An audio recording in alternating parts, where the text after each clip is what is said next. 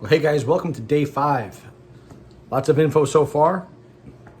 Yesterday I talked a little bit about NEAT, non-exercise activity thermogenesis.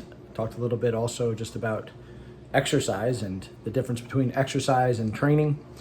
Just to be clear, in the manual, if you're interested, on pages 143 and 152, you'll see a little bit more about NEAT and the 5 usual suspects. As it relates to the conversation yesterday, page 143 talks more about the seated posture and the standing desks. But if you look at the 5 usual suspects, you will get the idea of why it is so important to train as opposed to just exercise randomly. And then on page 152 specifically talks about NEAT. And again, these things have been in the manual for 12 years now.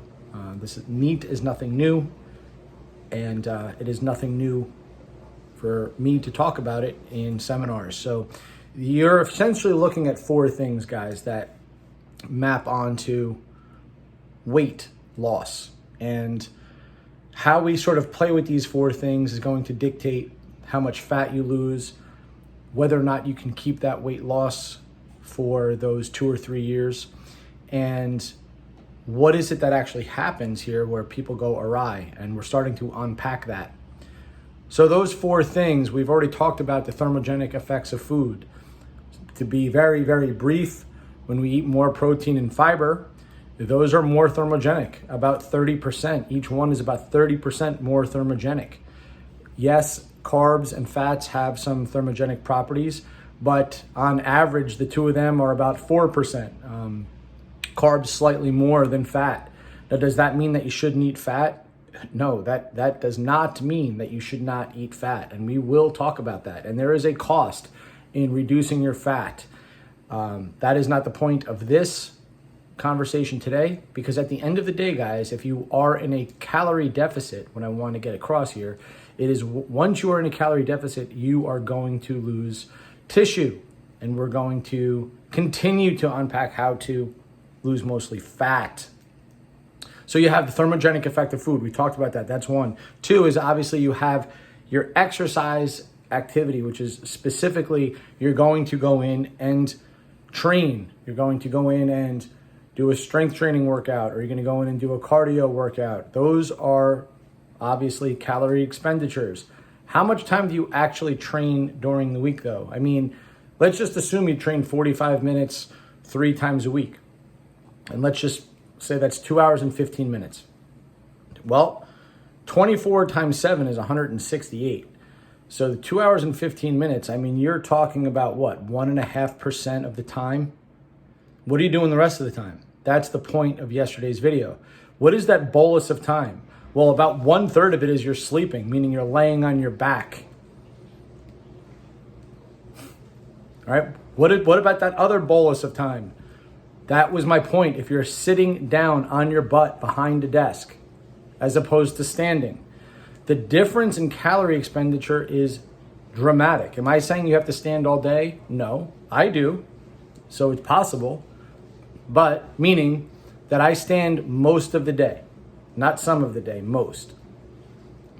What I suggested is start with 5 minutes an hour. And by the way, these standing desks, it's not like, oh, I gotta order it and unpack it and do all. It's literally, it goes actually on top of your desk. It's like, it's almost like an accordion. It's not a huge thing, by the way. You can buy the standing desks that go on top of your desk now, and it goes up and down. It literally takes 10 minutes to unpack it out of a box, put your stuff, depending on how much stuff you have on your desk, onto the desk, and then start doing it. Set your iPhone alarm clock. Every hour, stand for 5 minutes. Simple. After a while, you're going to notice, damn, I feel a lot better in my digestion, in my joints, in my posture from standing instead of sitting. I also warned you guys to make sure that your monitor is eye level. So if you didn't hear yesterday's video, guys, I try to repeat myself, but obviously it's a 15-minute video for a reason. I can't repeat everything in 90 seconds. Okay. So you have thermogenic effect of food. That's 1. 2 is your exercise. That is your training. When you go in, you strength train, you do whatever. 3, is NEAT. That's what we talked about a little bit yesterday. And 4 is obviously your metabolic rate. Now, what is your metabolic rate? What is it? Everybody calls it your metabolism. What is your metabolic rate? What are its constituents? Well, remember, hormones matter a lot. So your weight matters, your gender matters, your age matters. How much, it's not just weight. More specifically, how much of your body is lean tissue, because muscle is far more thermogenic than fat. But guys, the other huge, there's other variables here, but the other variable that I want to explain to you guys, and we will talk about in detail, I just want you to get the idea that this concept of weight loss is actually more complicated than people think, meaning there's a lot to unpack, there's a lot to understand. So if you were to clone me, so if you were to take somebody who's 5'10", about 175 pounds to 180 pounds right now, and I am purposely on my heavier side, would that Tom burn the same amount as me? Not necessarily, because it would depend on how much food was that other Tom eating as opposed to me. So it's very possible for this Tom, who has the same dimensions as me, if he were eating over the course of his lifetime, I'll just make it up, 2,500 calories a day, and I'm eating 3,500 calories a day, what's happening there? We have the same muscle mass, we're the same height, we're the same age, we're the same gender, yet I'm maintaining 3,500, he's maintaining 2,500.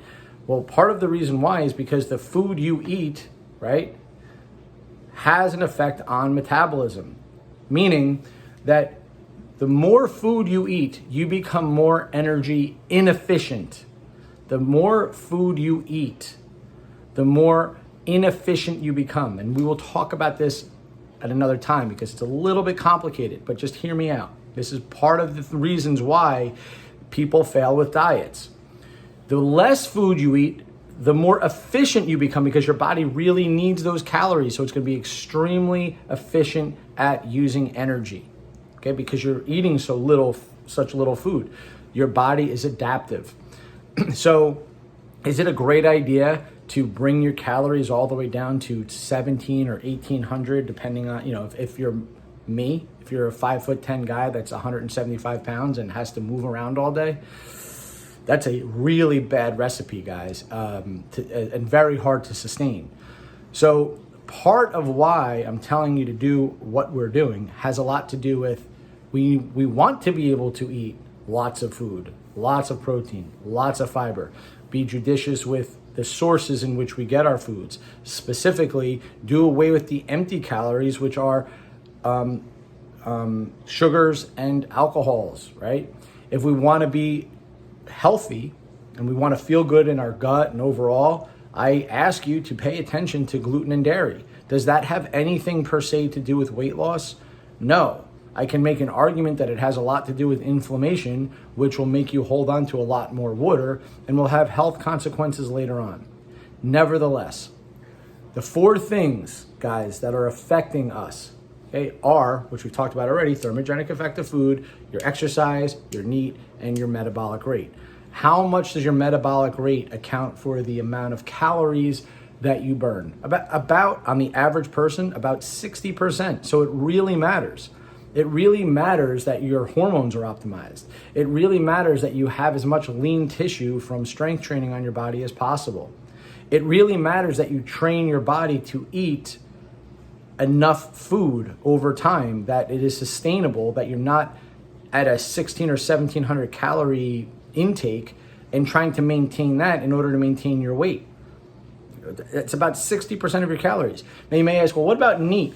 Guys, if you just increase NEAT, meaning just go from standing instead of sitting at your desk, or if you are a little more adventurous, right? You buy that earpiece. When you're on the phone, you pace or you walk around while you're on the phone at the office. If you're on a conference call or with a client, these are all ways to be very, very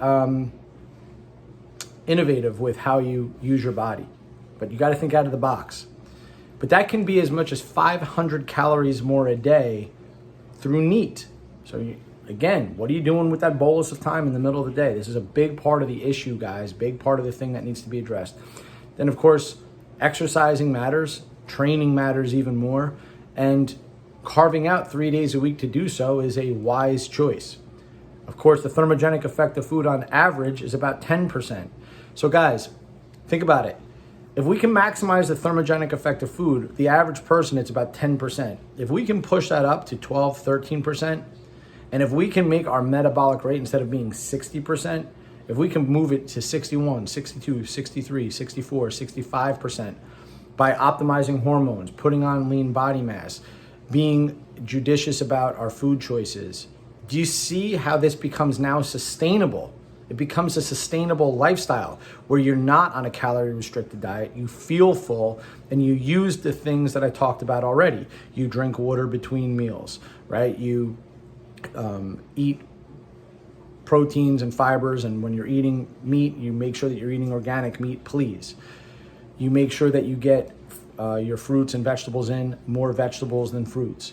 And you vary those fibers. You do these things, guys, and a whole bunch of things that we're gonna be talking about over the next, I don't know, what do we have left? 35 days, something like that. You're going to be blown away by the difference, okay? So short video today, only about 12 minutes long.